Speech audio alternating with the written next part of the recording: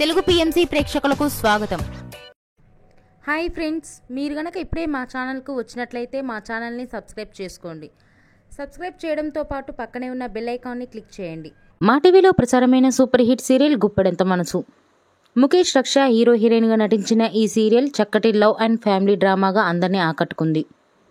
అందరికీ నచ్చేలా happy ending చేస్తూ శుభం కార్డ్ పడింది ఈ సీరియల్. ముఖేష్ రక్ష మన ముందుకి మరొక కొత్త సీరియల్తో రావాలని కోరుకుందాం. తాజాగా రక్ష తన లేటెస్ట్ వీడియోని అభిమానులతో పంచుకుంది. ఆ వీడియోని మనం కూడా చూసేద్దాం.